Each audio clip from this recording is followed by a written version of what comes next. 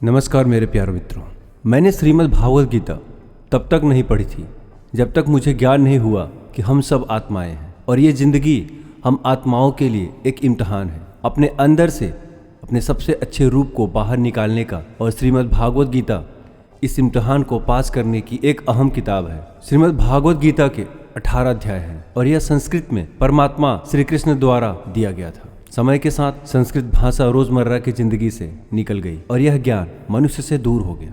समय समय पर श्रीमद् भागवत गीता का साधारण अक्षरों में अनुवाद किया गया। इसी प्रयास को आगे बढ़ाते हुए मैं यहाँ श्रीमद् भागवत गीता का संपूर्ण सार एक आसान रूप में आप लोगों को सुनाने जा रहा हूँ। ये ज्ञान भगवान श्री कृष्ण के द्वारा सबसे बड़े धर्म युद्ध महाभारत की रणभूमि कुरुक्षेत्र में अर्जुन को कुछ 5000 वर्ष पहले दिया था। ये वो वक्त था जब धर्म का बार बार उल्लंघन हुआ, परमात्मा का डर मनुष्य से निकल गया और लालच की होड़ में भाई ने भाई को मारने की कोशिश की। और यही नहीं, एक औरत का भरी सभा में अपने बड़ों के सामने अपमानित किया गया। इससे पहले कि मनुष्य जाति धर्म युग में निकलकर पूर्ण रूप से कलयुग में जाती युद्ध की रणभूमि में, युद्ध से कुछ पहले परमात्मा ने गीता भगवान श्री कृष्ण के द्वारा मनुष्य जाति के कल्याण के लिए दिया। गीता भगवान श्री कृष्ण द्वारा दी गई किताब है जो किसी एक धर्म के लिए नहीं बल्कि पूरी मनुष्य जाति के लिए है, पूरी इंसानियत के लिए है, सब आत्माओं के लिए है।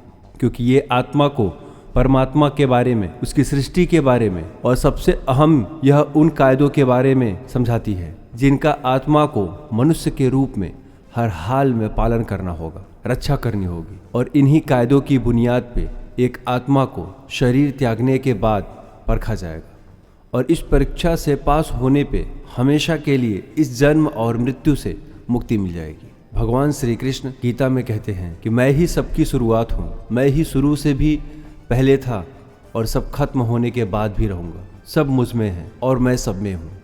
जो भी तुम छू सकते हो, देख सकते हो, चख सकते हो या सुन सकते हो, सब मैं ही हूँ। नदियाँ, पहाड़, सूरज, ग्रहण, चांद, सितारे सब मैंने बनाए हैं। मैंने ही भगवान, शैतान, राक्षस और इंसान बनाए। मैं सर्वव्यापी हूँ, सब में रहता हूँ, सब में हूँ, मैं ही हूँ। मैं ही ब्रह्म बनकर सब बनता हूँ और रुद्र बन के सब नष्ट कर देता हूँ। मैं ये सृष्टि यूं ही बनाता और तोड़ता रहूँगा ताकि आत्माओं को मौके मिल सके इस जन्म और मृत्यु से मोक्ष पाने को, हमेशा के लिए परमात्मा के साथ रहने को। श्रीमद् भागवत गीता कहती है कि इस सबसे बड़ी परीक्षा के लिए परमात्मा ने प्रकृति का निर्माण 5 तत्व हवा, अग्नि, जल तथा पृथ्वी और आकाश से किया। इन्हें हम छू के, चख के, सूंघ के और देख के हम समझ सकते हैं, पर खुद परमात्मा इन 5 इंद्रियों के समझ से बाहर है। उन्हें आत्मा इन इंद्रियों से नहीं जान सकती। आत्मा 5 इंद्रियों के साथ वैसे ही है जैसे एक लोहे का रोबोट जिसे अपने बनाने वाले का कोई पता नहीं। अर्जुन को भी परमात्मा का विराट रूप देखने के लिए भगवान श्री कृष्ण ने दिव्य नेत्र दिए थे। श्रीमद् भागवत गीता समझाती है कि आत्मा अजन्मी है, इसे कोई मार नहीं सकता, कोई जला नहीं सकता, डुबा नहीं सकता, काट नहीं सकता। लेकिन आत्मा को परमात्मा के साथ हमेशा के लिए ये परीक्षा रूपी जीवन में बैठना ही पड़ेगा। इस परीक्षा के लिए परमात्मा से बिछड़ के आत्मा को पृथ्वी पे किसी न किसी रूप में जन्म लेना पड़ता है और 84 लाख योनियों को जीने और भोगने के बाद एक आत्मा को मनुष्य शरीर और दिमाग मिलता है। इस सबसे बड़ी मर्यादाओं की परीक्षा में बैठने के लिए हर मनुष्य को इस पूरी परीक्षा के दौरान तरह तरह की अच्छी और बुरी भावनाओं की चक्रव्यूह में अपने ही भाई बहन और मित्रों के साथ डाला जाता है, जिसमें हर आत्मा को अपने अंदर के तामसिक और राजसिक अवगुणों से निकल के सात्विक जीवन में प्रवेश करने के मौके मिलते हैं। हमारे तामसिक गुण वो हैं जो हमारे अंदर हीन भावना पैदा करके हमें खुद को उदास, नुकसान पहुंचाते हैं और हमारे राजसिक गुण हमें ईर्ष्यालु और लोभी बना के दूसरों के प्रति नुकसान पहुंचा सकते हैं। इस परीक्षा के दौरान हर आत्मा को तामसिक और राजसिक गुणों को खत्म करके अपने सात्विक गुणों से परिचित होना पड़ेगा। सात्विक गुण वो है जो आत्मा को अपने आसपास की हर चीज से जोड़े और उन्हें प्यार करना सिखाते हैं। परीक्षा के दौरान हर आत्मा को जीवन के 4 स्तंभ धर्म, अर्थ, काम और मोक्ष का ज्ञान पाके ही मुक्ति मिलती है। यही वो 4 द्वार हैं जिन्हें समझकर ही आत्मा परमात्मा को समझ सकती है। पहला द्वार धर्म का है और शेर इसका प्रतीक है।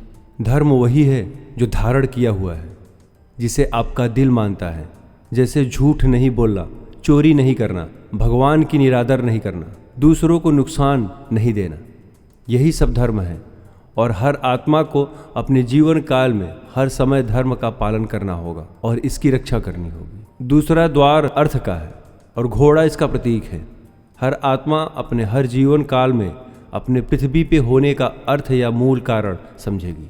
इस जिंदगी में भोगने वाली चीज़ें और रिश्तों का आनंद लेगी। अच्छा बेटा और अच्छी बेटी, अच्छा भाई, अच्छी बहन, अच्छा पिता या अच्छी पत्नी बनके हर दुनियावी रिश्ते पर खरी उतरेगी और इस परीक्षा को पास करेगी।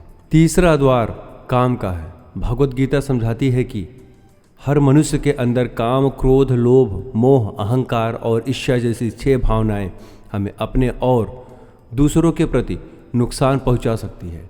इस भावनाओं को हर मनुष्य को हमेशा अपने नियंत्रण में रखना होगा, क्योंकि इनके बहाव में किया हुआ कोई भी काम हमारे जीवन भर की परेशानी का कारण बन सकता है। और एक आत्मा संतोष और सादगी से इन भावनाओं पर हमेशा के लिए विजय पा सकता है। चौथा स्तंभ मोक्ष का है और हाथी इसका प्रतीक है।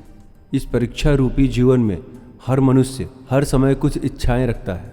कुछ इच्छाएं एक ही जन्म काल में पूरी हो जाती है, पर कुछ अधूरी रह जाती है और उनके पूरा होने के लिए आत्मा को वापस पृथ्वी पर आना पड़ता है।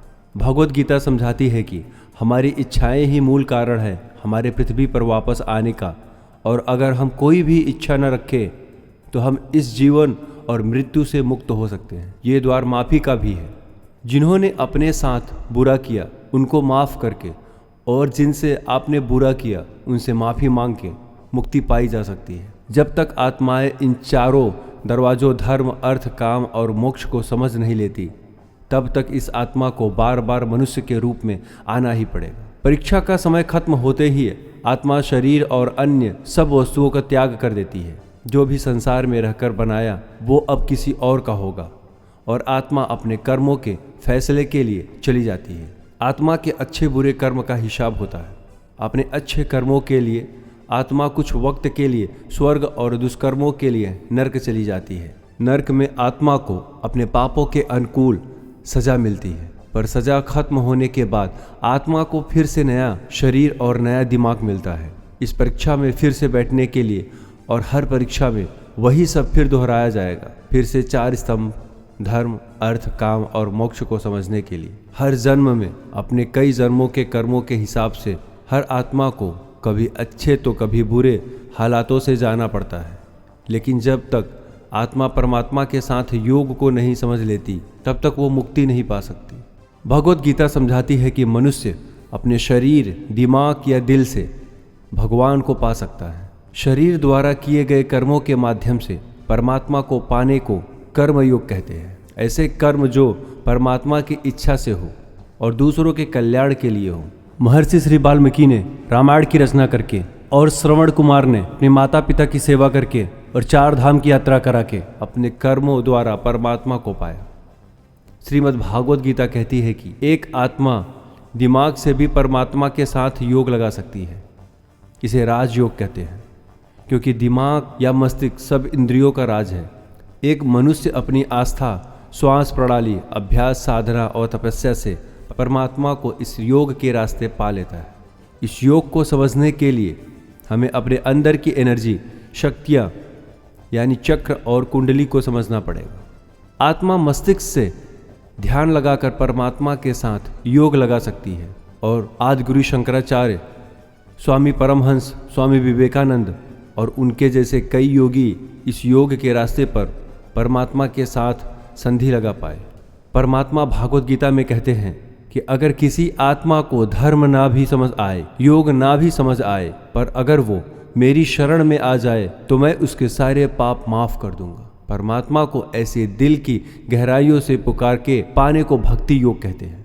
चैतन्य महाप्रभु, मीराबाई और भगवान हनुमान इस योग के सबसे बड़े उदाहरण हैं। लेकिन कभी कभी आत्मा अपने होने का मूल कारण भूल के धर्म का उल्लंघन करे या पाप के रास्ते पर निकल जाए, तो उसे ठीक करने के लिए परमात्मा को खुद किसी रूप में पृथ्वी पे जन्म लेते हैं। तो मित्रों, आइए श्रीमद् भागवत गीता को पूरा सुन के इस जिंदगी के असली मायने समझे और परमात्मा के साथ योग लगाएं।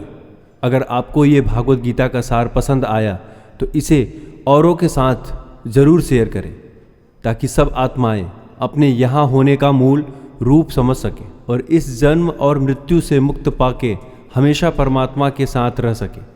धन्यवाद। फिर मिलते हैं अगली वीडियो में।